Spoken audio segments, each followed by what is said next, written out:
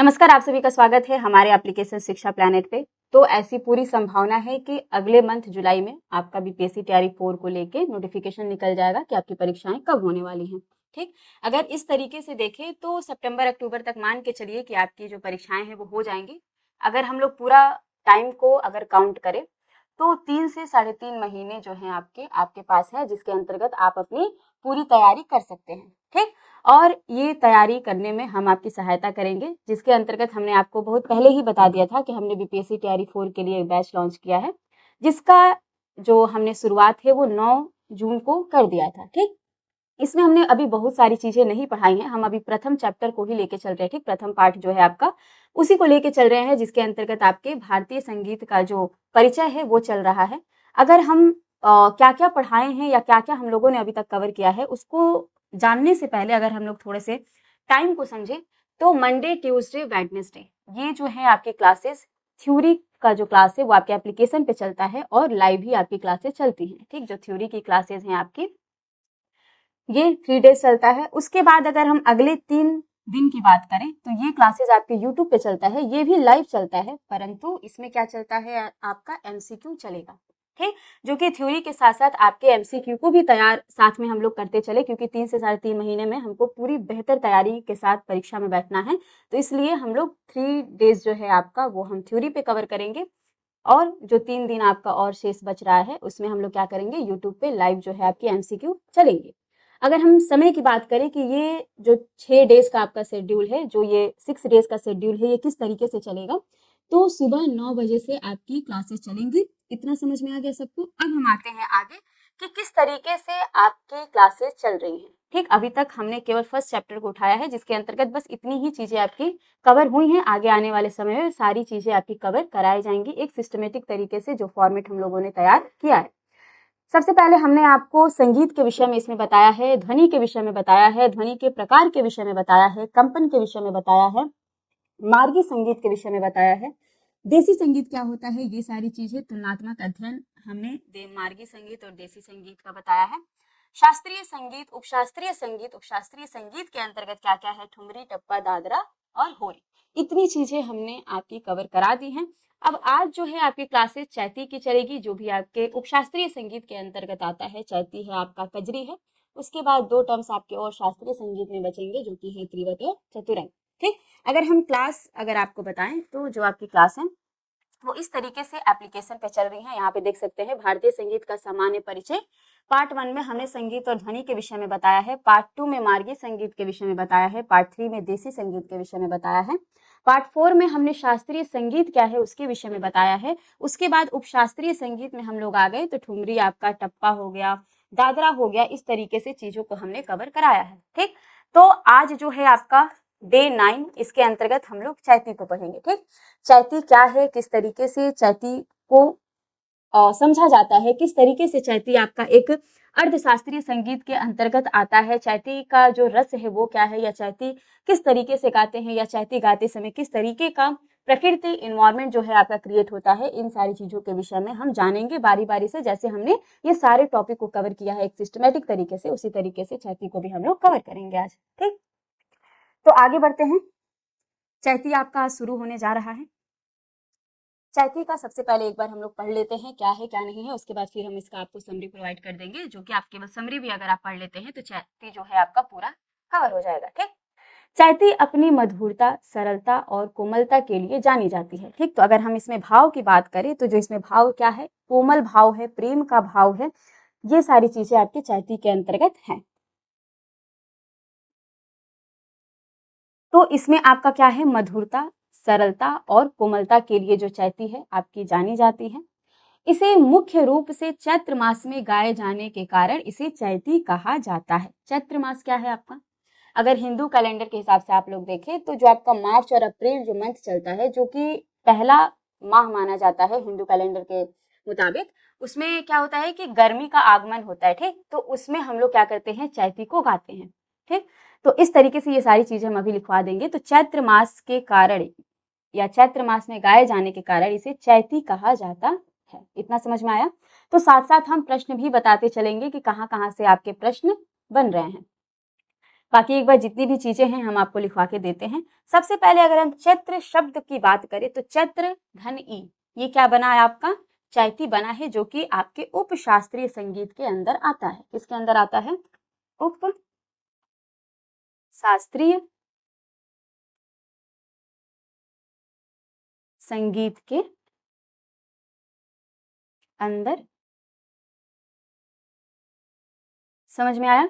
ये जो है आपके उपशास्त्रीय संगीत के अंदर आता है।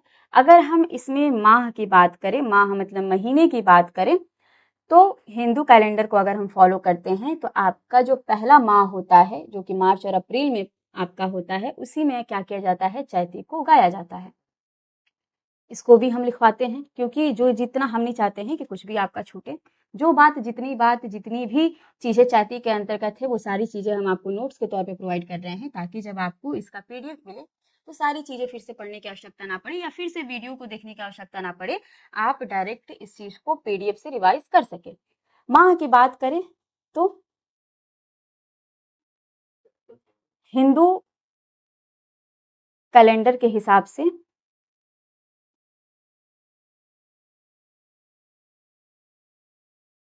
ये जो आपका मार्च का जो मंथ होता है और जो आपके अप्रैल का मंथ होता है, जो कि आपका पहला मंथ माना जाता है, उसमें क्या होता है? इसमें आपके गर्मी का क्या होता है? गर्मी का आगमन होता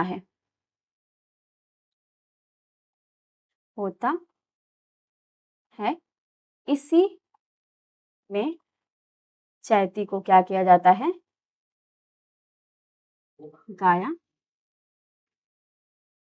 जाता है। समझ में आ गया? तो अभी तक बहुत कुछ हम लोगों ने नहीं पढ़ा, केवल क्या पढ़ा? केवल इतना पढ़ा कि जो चैती है आपके उपशास्त्रीय संगीत के अंदर आता है, और चैती शब्द को अगर हम लोग तोड़े तो चैत्र धन ई है, जो कि आपका चैती होता है।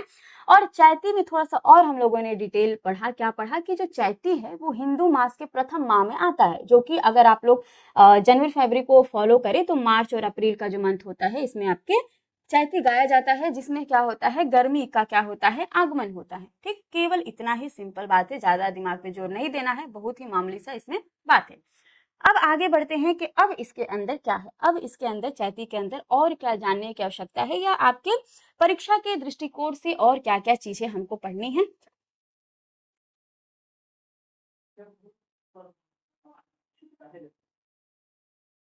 चलिए, अगर हम इसमें और आगे बात करें कि इसके अंदर और क्या क्या चीजें हैं, तो भारतीय संस्कृति के अनुसार जो होली पर्व होता है, जो कि आपके मार्च अप्रैल मार्च में होता है, तो इसमें क्या होता है? चैती गाया जाता है। ठीक, गर्मी का जब आगमन होता है, आपका कह सकते हैं कि गर्मी के आगमन से चैती गाया जाता है, या होली का जो पर्व है उसमें आपकी चैती गाई जाती हैं, जो कि आपके चैत्र मास में है। तो इस तरीके से आप चैती को क्या कर सकते हैं?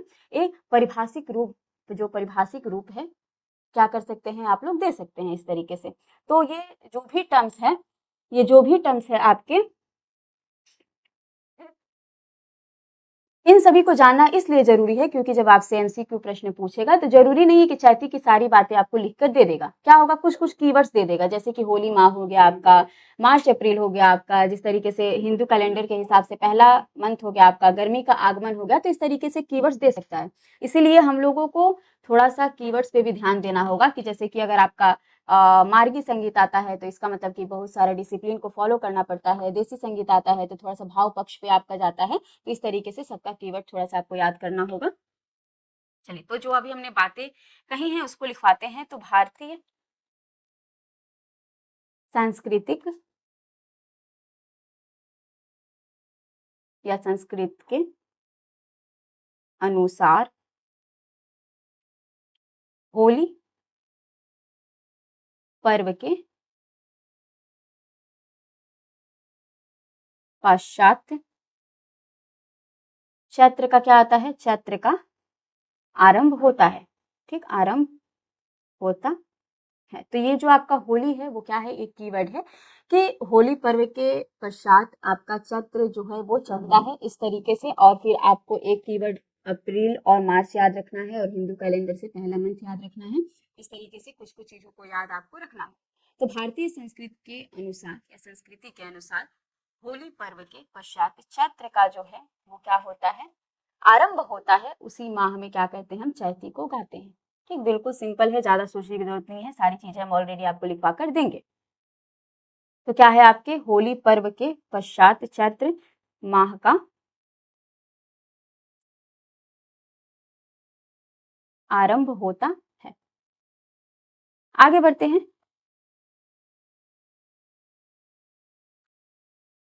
अगले जानकारी पे आते हैं कि और हमको चैती जो आपका उपशास्त्रीय संगीत के अंतर्गत आता है, इसके अंतर्गत और क्या-क्या बातें हमको जाननी है। तो चैती उत्तर प्रदेश में चैत्र के महीने में क्या होता है, उसको गाया जाता है, जो कि आपके लोकगीत के अंतर्गत आता है।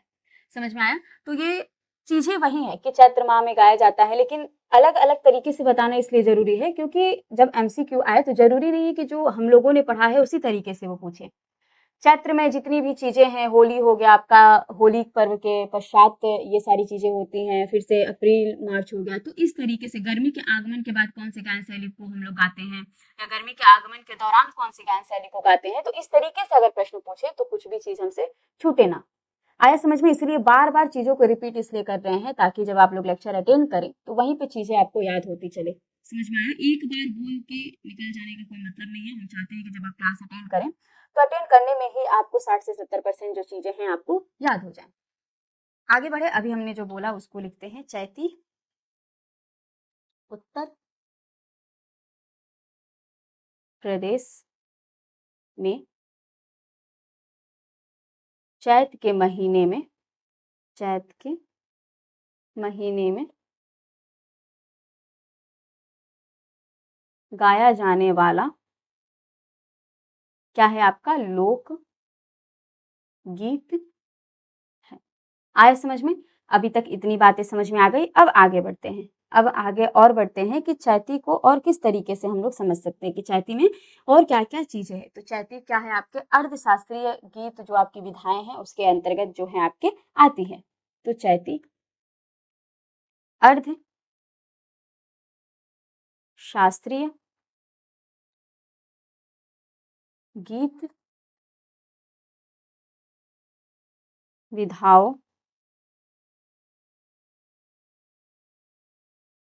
के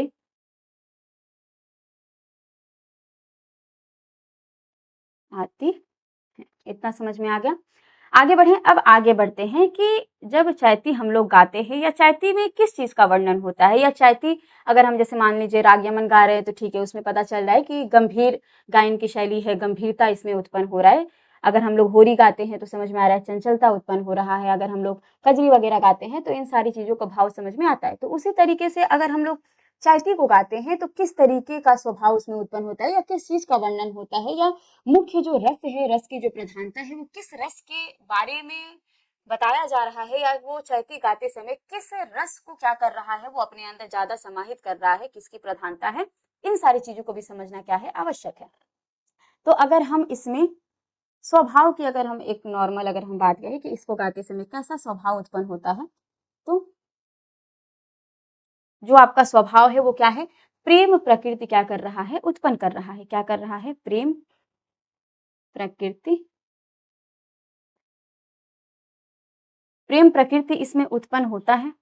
ठीक, जैसे कि आपका विरह है, विरह जो है ये, और इसमें होली का भी आपको भावना देखने को मिलेगी। ठीक, तो इस तरीके से आपके दो चीज, और आपके प्रेम में विरह हो गया, बिछड़ने का जो बात है वो हो गया, ये सारी चीजें क्या की जाती है, इसमें गाई जाती है। आगे बढ़ते हैं। आगे बढ़ते हैं कि चैती के अंदर और क्या क्या चीजें हमको जानना है। उसके बाद हम आपको प्रश्न बताएंगे कि कहाँ कहाँ से किस तरीके से आपके प्रश्न बनकर आते हैं। ठीक, पहले प्रश्न को देख लेते हैं किस तरीके से आएगा। सबसे पहले अगर हम बात करें तो सबसे पहले आपको ये जो चैती शब्द है इसको थोड़ा सा समझना है, और मोस्ट इम्पॉर्टेंट कि ये आपके उपशास्त्रीय संगीत के अंदर आता है। अब क्या देखना है? अब ये देखना है कि हिंदू माह में आपका जो प्रथम माह होता है, और अगर हम अंग्रेजी को फॉलो करें तो मार्च अप्रैल में आपको ये सुनने को मिलेगा। गर्मी का जो आगमन है इसको याद रखना है कि इस वक्त चैती को गाया जाता है।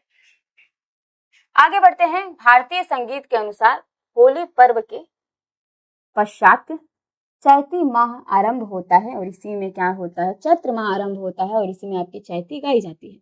चैती उत्तर प्रदेश में चैत्र के महीने में गाई जाती है। आए समझ में, वही बातें हैं, बस थोड़ा सा आप लोग समझिएगा।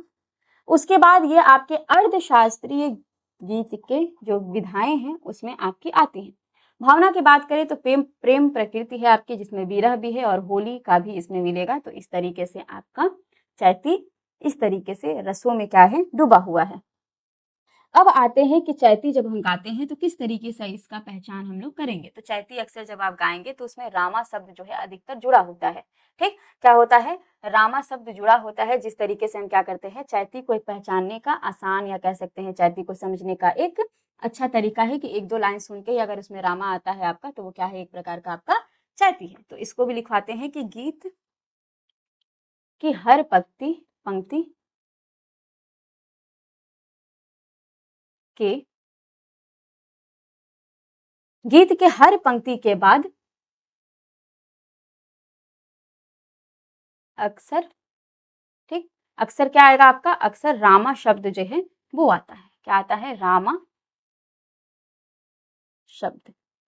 आए समझ में, जब आप चैती को गा रहे हैं तो गीत के हर पंक्ति के बाद आपका अधिकतर रामा शब्द आता है। ठीक, लगाया जाता है क्योंकि ये चैत्र मास के महीने में जो राम जी का जन्म हुआ उसके विषय में बताया जाता है। समझ में आया। तो इस तरीके से आपके ये चैत्र के महीने में राम का जो जन्म होने का उपलक्ष्य रहा है या राम जी के जन्म होने का जो समय रहा है उसमें इसको गाया जाता है। और हर पंक्ति के अंत में रामा शब्द क्या किया जाता है, लगाया जाता है। तो चैती का ये भी एक सुंदर पहचान आपको यहाँ पे देखने को मिलेगा। और हमने इसमें क्या बताया कि राम जी के जन्म के विषय में इसमें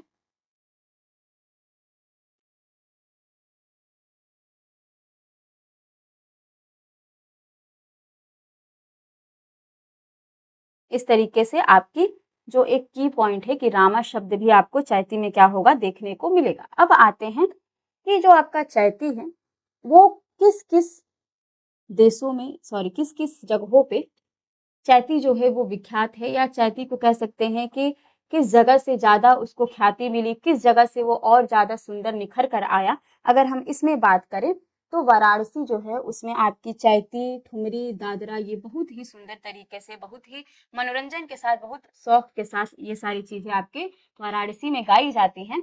और यहाँ पे शास्त्रीय संगीत का बहुत ही सुंदर यहाँ पे आपको जो एक संगम है या कह सकते हैं कि एक जो गीत है वो आपको सुनने को मिलेगा।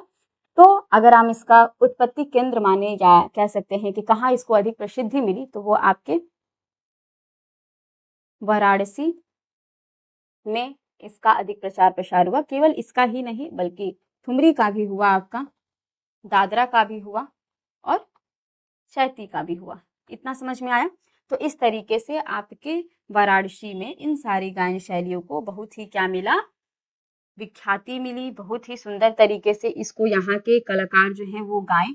और अब बात करते हैं कि चैती हमने समझ लिया कि चैती किस शब्द से बना है, चैती में किस तरीके से चैती को किस मंत्र में डिफाइन किया जाता है, होली के पश्चात इन सारी चीजों को गाया बजाया जाता है। हमने समझ लिया कि चैती का कीवर्ड जो है वो रामा है, जो कि राम जी के जन्म होने के कारण चैत्र मास में ये सारी चीजें गाए बजाई जाती हैं। ये सारी चीजें हमने समझ ली। अब आते हैं कि अगर हम संगीत की बात कर रहे हैं तो बिल्कुल निश्चित है कि ये सारी चीजें किसी न किसी राग में पिरोई होंगी, किसी न किसी ताल में पिरोई गई होंगी। तो इस तरीके से हर गायन शैली को का आपको राग और ताल ये दोनों चीज बिल्कुल अच्छे से याद करना है। हर गायन शैली का राग अच्छे से याद करना है, हर गायन शैली का ताल अच्छे से याद करना है, रस अच्छे से याद करना है और कुछ मेन कलाकारों का नाम भी आपको याद करना है।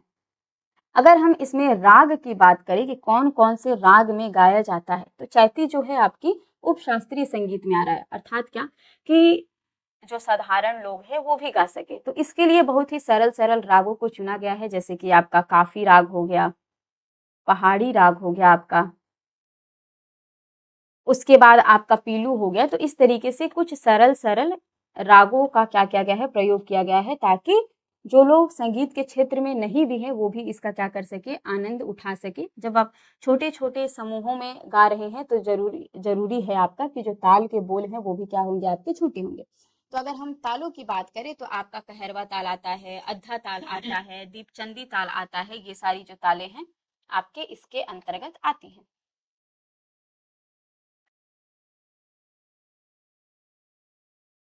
दीपचंदी ताल आपका हो गया, उसके बाद बात करें तो कहरवा ताल हो गया, उसके बाद बात करें तो अद्धा ताल हो गया। इस तरीके से जो आपकी तालें हैं ये क्या हो गई, इसके अंतर्गत आपकी आ गई। तो इस तरीके से राग हमने समझ लिया, ताल को समझ लिया। अब हम आते हैं रस पे। रस हमने सबसे ही पहले बता दिया है कि इसमें प्रेम भाव अर्थात श्रृंगार रस की जो क्या है आपकी प्रधानता है। इतना बात समझ में आ गया। भाषा की बात करें, भाषा भी आपको हर एक गायन शैली का जानना है। अधिकतर इसमें अवधी भाषा का प्रयोग किया जाता है। कलाकार का अगर हम बात करें कि कौन कौन से इसमें प्रमुख कलाकार रहे, तो गिरजा देवी जी जो कि बनारस घराने की हैं, छन्नूलाल मिश्र जी हैं। अगर हम लोग वर्तमान समय में बात करें तो मालिनी अवस्थी जो है ये भी एक चैती गायक रही हैं, ये कजरी भी गाती हैं, ठीक, दादरा भी गाती हैं। तो इस तरीके से कुछ कलाकार आपको याद रखने होंगे, जैसे कि सबसे पहले सबसे मोस्ट इम्पॉर्टेंट जो है वो क्या है, गिरिजा देवी जी हैं। ठीक, किस घराने की हैं, तो बनारस घराने की हैं। उसके बाद आते हैं आपके छन्नूलाल मिश्र जी। उसके बाद आपके वर्तमान समय में अगर हम गायिका की बात करें तो वो है आपकी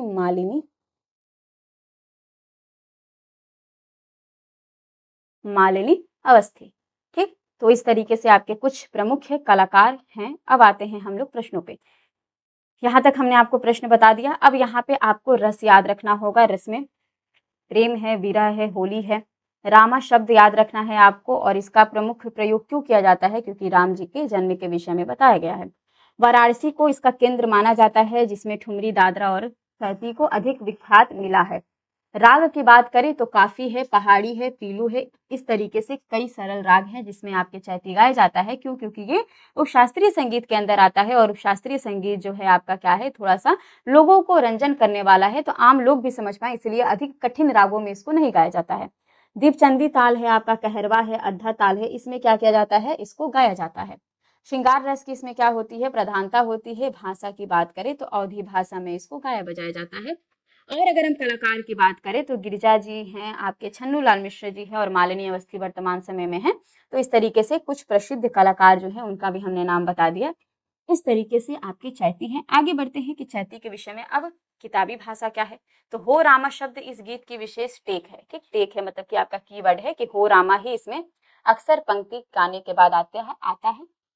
श्रृंगार रस भरा पड़ा है, हमने ये बात भी लिखवा दिया है। होली के बाद चैत्र महीने का जो आगमन होता है, इस समय चैती गाते हैं, ये भी हमने आपको लिखवा दिया है। चैती को उपशास्त्रीय गायन विधाओं के अंतर्गत रखा गया है, ये भी हमने आपको बता दिया है। और एक से अधिक अंतरे गाने का इसमें क्या होता है, प्रचलन होता है। आगे बढ़ते हैं। राम जन्म से संबंधित गीत भी इसमें गाए जाते हैं। राम जी से संबंधित जो गीत हैं ये चैत्र मास में गाए जाते हैं। यह मूल्यतः अवधी भाषा में गाया जाता है। समझ में आया, ये दोनों बात हमने आपको लिखवा दिया है। आगे बढ़ते हैं। कजरी आता है, समझ में आया। तो इस तरीके से हमने अभी तक आपके फर्स्ट चैप्टर के अंतर्गत इतनी सारी चीजें कवर करा दी। आज आपका चैती हो गया। चैती में हमने आपको प्रश्न भी बता दिया, समरी भी प्रोवाइड कर दिया, और जो आपकी किताबी भाषा है उसको भी हमने बता दिया। अब चैती के अंदर ज्यादा पढ़ने की आवश्यकता नहीं है, जितनी बातें थी हमने चैती के अंदर आपको बता दी। अब हम लोग जो नेक्स्ट आपका जो क्लास होगा उसमें हम लोग कजरी कवर करेंगे। उसके बाद फिर आपका त्रिवट हो गया, चतुरंग हो गया, शास्त्रीय संगीत, ये सारी चीजें जो है उसको कवर करेंगे। आए समझ में? तो आज के लिए बस इतना ही। मिलते हैं कल कजरी के साथ। धन्यवाद।